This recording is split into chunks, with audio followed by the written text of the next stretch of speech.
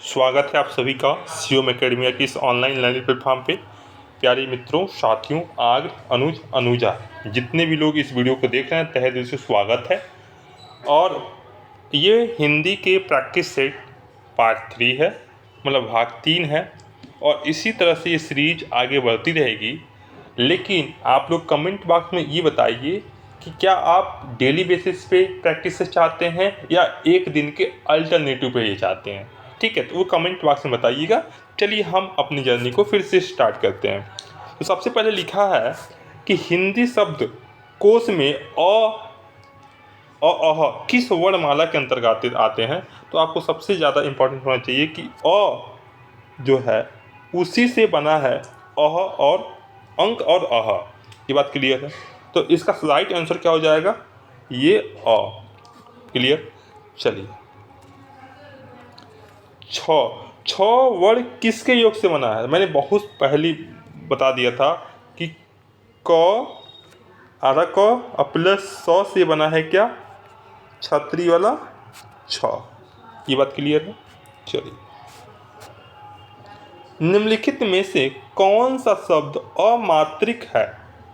अमात्रिक जिसमें कोई मात्रा ही न लगी हो उसे बोलते हैं अमात्रिक। जिसमें कारखाना में लगा है, अभिताप में लगा है, चहचहाना में लगा है, लेकिन कलरव में कोई भी मात्रा नहीं लगा है। तो इसका राइट आंसर क्या हो जाएगा? सी। चलिए, अयोग वाह किसको कहा जाता है? विसर्ग को कहा जाता है। किसको कहा जाता है? विसर्ग को कहा जाता है अयोग वाह। ठीक है, जिसमें हम देखते थे ये वाली पॉइंट। ठीक है, चलिए, ट वर्ग में किस प्रकार के व्यंजन हैं? आपको पता है कि ट वर्ग में मूर्धन्य, ठीक है, प्रकार के व्यंजन हैं। प्रयत्न के आधार पे ल किस प्रकार की ध्वनि है? तो हमने सबसे पहले बताया था कि जब भी ल आए, कोई भी शब्द आए, तो उसका क्या करना है? उच्चारण करना है। आप अपने कमरे में हैं या अपने क्लास में हैं या पेपर दे रहे हैं, तो हल्का सा बोलिए ल, तो आपको पता चल जाएगा कि ये पार्श्विक है, पार्श्विक है। बात क्लियर है। चलिए, हिंदी वर्णमाला में अ और अह क्या है? तो आपको पता है कि ये अयोग वाह है। ठीक है, चलिए,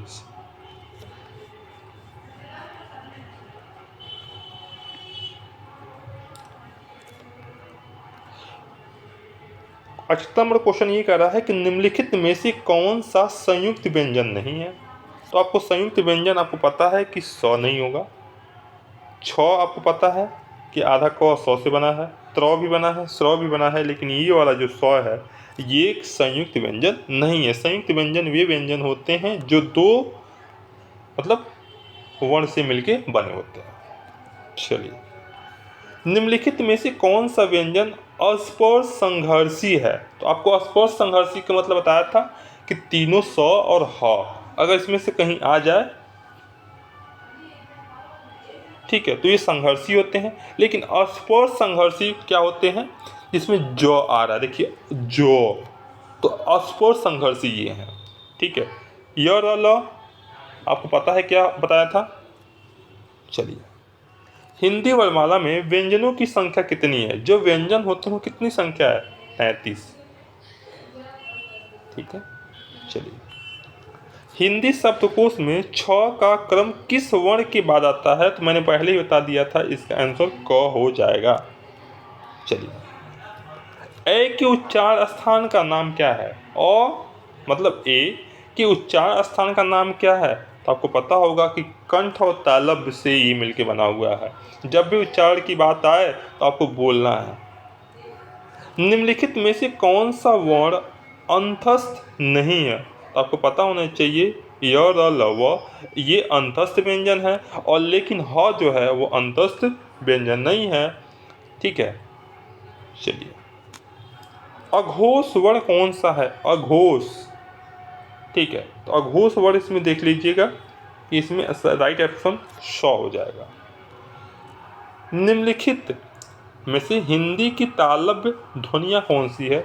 जब तालब की बात आती है तो ये होता है आपके तालब, च छ ज झ इया, ठीक है। मूर्धन्य होते हैं, ट होता है। चलिए, कौन सी ध्वनियाँ अल्प प्राण है? जब अल्प प्राण के बारे में बात होती है तो प्रत्येक वर्ग का पहला और तीसरा क्या होता है? अल्प प्राण ध्वनियाँ होती हैं। इसमें त आ गया। हिंदी में स्पर्श, घोष, महाप्राण, दंत, व्यंजन ध्वनि कौन सी है? सबसे ज़्यादा इम्पॉर्टेंट अगर कोई है तो ये है क्वेश्चन आपके लिए। तो इसका सही ऑप्शन हो जाएगा आधा जो थ होता है वो ही क्या है कि स्पर्श भी है, घोष भी है, महाप्राण भी है। महाप्राण क्यों है कि प्रत्येक वर्ग का दूसरा और चौथा, जिसे थ दूसरा वर्ग है, दंतव्य है, व्यंजन भी है। तो ये सबसे ज़्यादा इम्पॉर्टेंट है। आप इसको लिख लीजिए, वेरी वेरी इम्पॉर्टेंट, ये क्वेश्चन पूछे भी जा सकते हैं। चलिए, हिंदी को स्पर्श, घोष, महाप्राण, ओष्ठ व्यंजन किसे कहते हैं? तो सबसे पहले एक अक्षर पहचानिए, महाप्राण है तो दूसरा हो जाएगा। यानी दूसरा में क्या क्या आ जाएगा तो आप देख लीजिए, किसी वर्ग का दूसरा चौथा। तो आप यहाँ पे देख पा रहे होंगे कि भ एक ऐसा है जो ये सारी चीज़ें फुलफिल करता है। चलिए, निम्नलिखित में से कौन सा स्वर संवृत्त है? ठीक है, तो संवृत्त मतलब इसमें ई है जो संवृत्त है। ठीक है, चलिए, कौन सी मूर्धन्य ध्वनियाँ हैं? मूर्धन्य की जब बात आती है ट ट ड ढ इया, बात क्लियर। हिंदी की ब ध्वनि है। हिंदी की अगर ब ध्वनि की बात करें, ब, तो आपको देख रहे होंगे ब ओठ से आता है। चलिए, निम्नलिखित में से दंत ध्वनि कौन सी है? दंत, त थ द द, याद है? चलिए, निम्नलिखित में से कौन सा स्वर संवृत्त है? आपको पता है कि अभी ई इसके पहले ही बताया है। आगे बढ़ते हैं। निम्नलिखित ध्वनियों में कौन से दंतोष्ठ है? तो द मतलब दांत से भी आना चाहिए और उसके साथ साथ ओष्ठ भी। तो वो दोनों आ रहा है, देख लीजिए। इसका राइट आंसर व। निम्नलिखित वर्णों में कौन सा मूर्धन्य ध्वनियों का है? मूर्धन्य ध्वनियों की अगर बात करें तो ये ट ठ ड आ जाता है। चलिए, स ध्वनि का उच्चारण क्या है? स, तालव्य। निम्नलिखित में से कौन सा व्यंजन पार्श्विक, पार्श्विक वक है? थोड़ा सा उच्चारण थोड़ा सा देख लीजिएगा, इसके लिए मैं माफ़ी चाहता हूँ। इसका राइट आंसर जो हो जाएगा वो लॉ हो जाएगा। चलिए, निम्नलिखित में से कौन सा एक संयुक्त व्यंजन नहीं है? तो संयुक्त व्यंजन यही फिर से पूछा गया क्वेश्चन, यूपी बीएड 2022 में 12 में पूछा गया। चलिए, य र ल व कौन से हैं? अंतस्थ व्यंजन हैं। चलिए, इतनी बार बता चुके हैं ये। ठीक है, तालव्य जो तालव्य होते हैं, च छ ज झ इया। ठीक है, कौन सा वर्ण घोष नहीं है? घोष नहीं है, वो त है। य र ल ये सब क्या है? घोष हैं लेकिन त नहीं है। चलिए, किस शब्द में री स्वर नहीं है? तो री देखिए आज में नहीं है।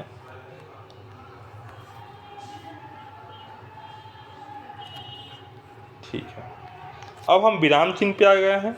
ठीक है, कोशिश करेंगे कि इस लेक्चर में ये पूरा का पूरा पार्ट ख़त्म हो जाए, फिर हम दूसरे पार्ट पे मूव करेंगे, मतलब आगे बढ़ेंगे।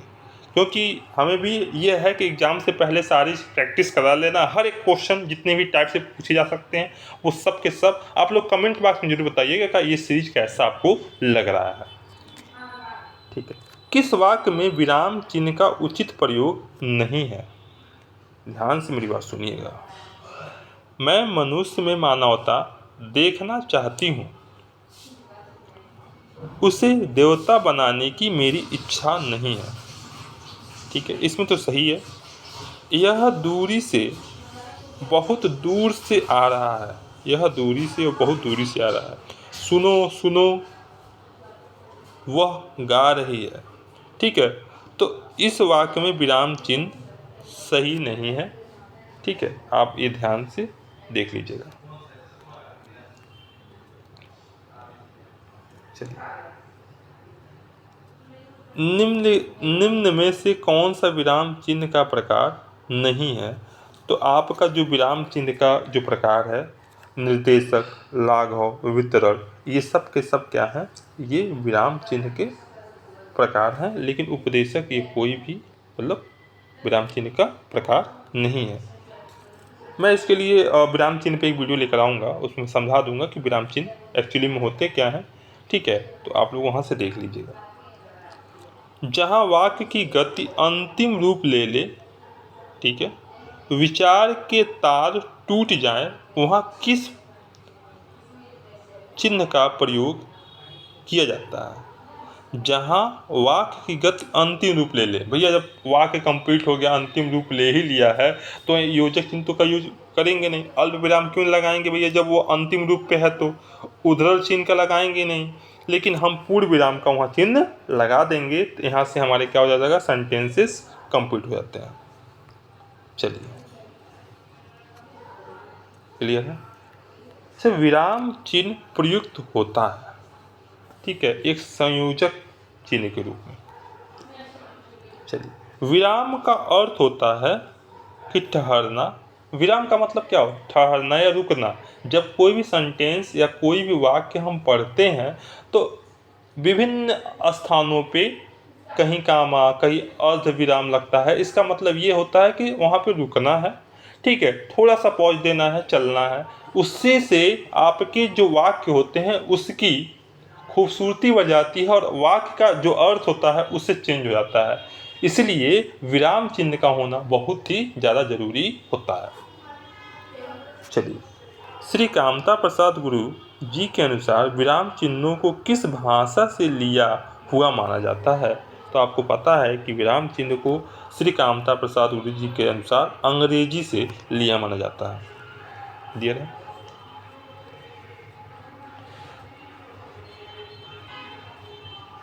श्री कामता प्रसाद जी के अनुसार विराम चिन्हों की संख्या कितनी है? तो टोटल 20 है। किसके अनुसार? श्री कामता प्रसाद जी के अनुसार विराम चिन्हों की संख्या 20 है। अल्प विराम चिन्ह को पहचानिए। जब अल्प विराम हो तो आपको ध्यान रखना है कि अल्प विराम मतलब थोड़ा सा रुकना है। इससे ऑप्शन नंबर ए। आशीष, राहुल, राजा, शुल्क और वैभव अपने कार्य में संलग्न है। इस वाक्य में उचित विराम चिन्ह है। ठीक है, तो इसमें अर्ध विराम चिन्ह है, क्योंकि हमें रुकना चाहिए कि नहीं रुकना चाहिए। हम बोले आशीष, राहुल, राजा, शुक्ल और वैभव अपने कार्य में संलग्न है, इस वाक्य में उचित विराम चिन्ह है। तो आशीष, राहुल काम होना चाहिए था, राजा, शुक्ल मतलब ऐसे होना चाहिए था, कामा होना चाहिए अर्धविराम। जैसे कोई नाम लिखते हैं, जैसे श्याम लिख दिए आप, ठीक है, राहुल लिख दिए आप, उसके बाद और करके लिखते हैं तो यहाँ पे क्या होना चाहिए? अर्धविराम होना चाहिए। बात क्लियर है? चलिए, दिया भी है कि जहाँ एक व्याकरणिक कोटि के कई शब्द आए और उनके बीच संयोजक और वो इत्यादि न हो तो अल्प विराम का प्रयोग किया जाता है, जो हमने बात बताई। आनंद घर आया, थोड़ी देर रुका और चला गया। इस वाक्य में उचित विराम चिन्ह क्या होना चाहिए? फिर मैंने कहा ना, आनंद घर आया काम होना चाहिए था, थोड़ी देर रुका और चला गया। इसका सही अर्थ क्या हो जाएगा? ए, अर्धविराम लिखा ना, ध्यान से सुनिएगा। जहाँ दो से अधिक वाक्य आए पर उनके बीच संयोजक न हो तो अल्प विराम चिन्ह का प्रयोग करते हैं। जैसे आनंद घर आया, फिर मैंने कहा ना कामा लगेगा, थोड़ी देर रुका और चला गया। ये वाक्य अब सही हुआ है। मैंने कहा ना कि अर्धविराम चाहे विराम चिन्ह का प्रयोग बहुत ही ज़्यादा महत्वपूर्ण इसलिए हो जाता है कि वो अर्थ को परिवर्तन कर देता है और एक सही दिशा में अर्थ की व्याख्या करना स्टार्ट कर देता है। इसलिए विराम चिन्हों का होना, ठीक है, गद्यांश में चाहे पद में बहुत ही ज़्यादा जरूरी होता है। चलिए, मैं कृष्ण के घर पहुंचा परंतु वह नहीं मिला, इस वाक्य में कौन सा विराम चिन्ह होना चाहिए था? मैंने फिर देखा कि पाया यहाँ पे क्या होना चाहिए था? अर्धविराम। मैं कृष्ण के घर पहुंचा, फिर कामा होना चाहिए था यहाँ पे, परंतु वह नहीं मिला, इस वाक्य में कौन सा विराम चिन्ह होना चाहिए था? अर्धविराम। समानाधिकारीकरण शब्दों के मध्य में किस प्रकार विराम चिन्ह होता है? तो आपको पता होगा कि समानाधिकरण शब्दों के मध्य में, ठीक है, अर्धविराम होना चाहिए। जैसे देश के प्रधानमंत्री श्री नरेंद्र मोदी गणतंत्र दिवस के अवसर पे देश को बधाई दी। यहाँ तक बात क्लियर है? चलिए, वाक्य में जब एक ही प्रकार की कई संज्ञाएं आए तो उनके बीच किस प्रकार का विराम चिन्ह लगता है? तो जाहिर सी बात है, जब एक ही प्रकार की संज्ञाएं आए, संज्ञा का मतलब होता है किसी भी नाम को हम क्या कर सकते हैं? संज्ञा दे सकते हैं, ठीक है। तो मतलब किसी भी वस्तु, स्थान, ठीक है, व्यक्ति के नाम को क्या बोलते हैं हम? संज्ञा बोलते हैं। तो कोई भी संज्ञा अगर बार बार आ रहा है तो उसके बीच में हम विराम चिन्ह का प्रयोग करें। चलिए, छंदों में एक चरण की समाप्ति पर किस विराम चिन्ह का प्रयोग होता है? जैसे ही एक छंद खत्म होता है, कामा का प्रयोग हम दे देते हैं। हम छंद पढ़ेंगे, बिल्कुल पढ़ेंगे, ध्यान रहे। रामू जो बड़ा अच्छा खिलाड़ी है, कल उसकी टांग टूट गई, ठीक है। वाक्य में उचित विराम चिन्ह क्या होना चाहिए भैया? अर्ध विराम लगना चाहिए था। रामू जो बड़ा अच्छा खिलाड़ी है, कामा लगा देना चाहिए था यहाँ पे। कल उसकी टांग टूट गई, अब ये वाक्य सही हुआ। जाना है तो जल्दी जाओ, वाक्य में उचित विराम चिन्ह का प्रयोग करें, ठीक है। ध्यान से मेरी बात सुनिएगा। जाना है, यहाँ पे कामा होना चाहिए था, आधा कामा, अर्धविराम। इसका सही आंसर क्या हो जाएगा? अर्धविराम। माँ मेरा कल्याण करो, वाक्य में उचित विराम चिन्ह क्या होना चाहिए था? माँ, माँ पे रुकना था थोड़ा सा। माँ मेरा कल्याण करो। अब ये वाक्य बोलने में कितना अच्छा लग रहा है। माँ मेरा कल्याण करो, ये वाक्य अच्छा नहीं लग रहा है। अब जैसे माँ मेरा कल्याण करो, कितना अच्छा और कितना अच्छा संदेश जा रहा है, ठीक है। तो इसमें क्या हो जाएगा? अल्पविराम। चलिए, जब वाक्य में एक समान अधिकरण का प्रयोग होता है तो किस विराम चिन्ह का प्रयोग होता है? तो अर्धविराम चिन्ह का प्रयोग होता है। अब तक अर्धविराम से बहुत सारे प्रश्न पूछे गए हैं, विभिन्न प्रकार के प्रश्नों को बनाकर। मिश्रित व संयुक्त वाक्यों में विरोध का भाव प्रकट करने के लिए किस विराम चिन्ह का प्रयोग होता है? तो ये भी अर्धविराम का चिन्ह होता है। करण वाचक क्रिया विशेषण में किस प्रकार का विराम चिन्ह का प्रयोग किया जाता है? तो ये भी अर्धविराम चिन्ह का प्रयोग किया जाता है।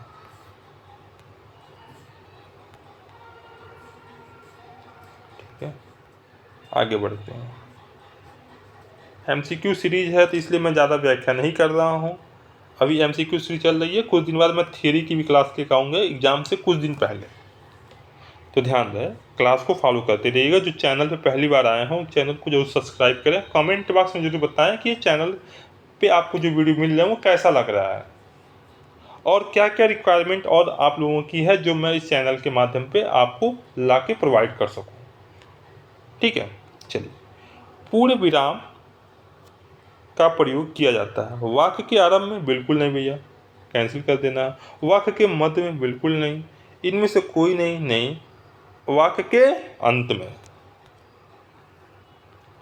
जिस वाक्य में पूर्ण विराम चिन्ह का प्रयोग नहीं किया जाता है उसको क्या बोलते हैं? वाक्य के अंत में? किस वाक्य में पूर्ण विराम चिन्ह का प्रयोग नहीं किया जाता है? वाक्य के अंत में? नहीं, बिल्कुल नहीं। कहानी उपन्यास लिखने में? बिल्कुल नहीं। छंद के चरणों की समाप्ति पे? नहीं। छंदों के एक चरण की समाप्ति पे, जब चरण एक छंद लिखते हैं उसकी चरण की समाप्ति हो जाती है तो वहाँ पे क्या लिखते हैं? लिखते हैं। ठीक है, लेकिन चरणों की समाप्ति पे अर्धविराम लगा देंगे। कहानी उपन्यास लिखने में तो हम काम आया भी बहुत सारी चीज़ों का उपयोग करते हैं। वाक्य के अंत में पूर्ण विराम चिन्ह का प्रयोग होता है। ठीक है, ठीक है। सॉरी, एक मैं चीज़ बता दूं, माफ़ी चाहता हूं कि वाक्य के अंत में पूर्ण विराम लगता है। कहानी उपन्यास लिखने में भी पूर्ण विराम का चिन्ह होता है। छंद के चरणों की समाप्ति पे भी लगता है, लेकिन छंदों के एक चरण की समाप्ति पे हम अर्ध विराम लगाते हैं, न कि पूर्ण विराम। तुम कब आओगे, इस वाक्य में उचित विराम चिन्ह का प्रयोग। तुम कब आओगे? देखो भाई, यहाँ देखो, तुम कब आओगे, ध्यान दे मेरी बात ना। ये कब है ना, कब वाली, अब क्वेश्चन मार्क पूछ रहा है तो प्रश्नवाचक चिन्ह नहीं लगेगा तो पूरा वाक्य बेकार माना जाता है, इससे आपके नंबर कट जाएंगे। तुम्हें पाकर कितना आनंद आ रहा है, वाक्य में उचित विराम चिन्ह क्या होना चाहिए था? विस्मय बोधक। ऐसे बोधक चिन्ह लगा के क्या करना चाहिए था? तुम्हें पाकर कितना आनंद आ रहा है, ऐसे बोलना चाहिए था। कबीर वाणी के डिटेक्टर थे, इस वाक्य में किस विराम चिन्ह का प्रयोग होना चाहिए था? तो जैसे ही कबीर वाणी के डिटेक्टर हैं तो ये वाक्य किसी ने बोला होगा। ठीक है, तो जैसे ही कोई वाक्य कोटेशन में हम कर सकते हैं, कोटेशन का मतलब उद्धरण चिन्ह में, मतलब ऐसे। ठीक है, इस वाक्य में प्रयोग किया गया है, देखिए ऊपर लिखा भी है, लगाया भी है। संयोजक चिन्ह को किस अन्य नाम से जाना जाता है? संयोजक चिन्ह को सामासिक चिन्ह के नाम से जाना जाता है। भूल सुधारने अथवा शब्द में किसी त्रुटि को सही दिखाने के लिए किस कोष्ठक का प्रयोग किया जाता है? भूल सुधारने अथवा शब्द में किसी त्रुटि को सही दिखाने के लिए किस प्रयोग का किया जाता है? ये वाला जो कोष्ठक है वर्गाकार वाले, इसको हम दिखाते हैं कि अगर कोई त्रुटि है, नहीं लिखते हैं कि देखो ये वाला लिख देते हैं भैया त्रुटि है, मतलब कोई शब्द लिखते हैं तो कोष्ठक में लिख देते हैं, ये बात है। क्लियर है? विवरण चिन्ह को पहचानिए। विवरण चिन्ह को ये चिन्ह होता है, ध्यान से मेरी बात सुनिएगा, ये इसको बोलते हैं विवरण चिन्ह। पुनरुक्ति या लाघव चिन्ह को पहचानिए। देखिए, पुनरुक्ति ये वाली चिन्ह होती है, लाघव जीरो वाली चिन्ह होती है। क्लियर? पाद चिन्ह श्री कामता प्रसाद गुरु जी के किस नाम से अभिविहित किया जाता है? ध्यान रहे रेखा को, ध्यान से मेरी बात सुन लीजिएगा। इस वाक्य चिन्ह पाद चिन्ह या रेखा कहते हैं, यह चिन्ह के द्वारा महत्वपूर्ण पंक्तियों को रेखांकित किया जाता है, जैसे हमने रेखांकित कर दिया। हंस पद किस विराम का एक और नाम है? तो पूर्ण विराम।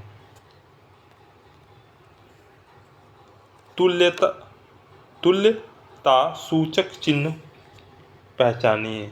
जब भी तुल्यता होता है तो ये इक्वल वाली चिन्ह हमें याद रखना है। पाद बिंदु चिन्ह की पहचान कीजिए। पाद बिंदु ये भाग वाली। समाप्तिक सूचक चिन्ह की पहचान कीजिए, जैसे ही कोई चीज़ समाप्त होती है तो इस प्रकार के चिन्ह हम लगाते हैं। किस शब्द में ऐ स्वर नहीं है? ऐ नहीं है, ध्यान दीजिएगा, ये वाली, इसमें ए है। ठीक है,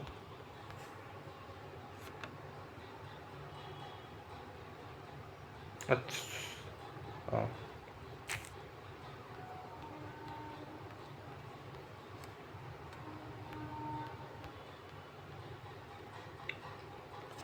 किसी बड़े अंश का संक्षिप्त रूप दर्शाने के लिए किस चिन्ह का प्रयोग किया जाता है? ठीक है, तो लाघव चिन्ह का संक्षिप्त रूप करते हैं। सही विराम चिन्हों वाला वाक्य कौन सा है? तो सही विराम चिन्हों वाला, तो पहले हम क्या करेंगे, पढ़ेंगे। छी, तुमने तो नाम ही डुबो दिया। वाक्य पढ़ने में अच्छा नहीं लग रहा, तो पहले मैं इसको साइड में करता हूँ। छी, तुमने तो नाम ही डुबो दिया। तुमने नहीं, छी, तुमने तो नाम ही डुबो दिया, एकदम सही वाक्य सी वाला ऑप्शन है। जहाँ योजक चिन्ह का प्रयोग नहीं करते हैं, पहचानिए। ध्यान दीजिएगा, दो संयुक्त क्रियाएं एक साथ प्रयुक्त हो, रीति, काल और परिणाम क्रिया विशेषण में प्रयुक्त दो वाक्यों में। अच्छा, इसका सही ऑप्शन हो जाएगा कर्मधारय समास में बने शब्दों के योजक चिन्ह का प्रयोग। ठीक है, ये इसमें का प्रयोग नहीं करते हैं। किसी कठिन शब्द को स्पष्ट करने के लिए किस विराम चिन्ह का प्रयोग करते हैं? तो कोष्टक का प्रयोग कर लेते हैं। ठीक है, तो इस तरह से ये चैप्टर ख़त्म हो गया। अब हम नए चैप्टर में पढ़ेंगे कि शब्द की रचना और वाक्य रचना क्या है। ये वीडियो कैसा लगा आपको कमेंट बॉक्स में जरूर करके बताइए। तब तक मिलते हैं एक नए वीडियो में, बने रहिए हमारे चैनल।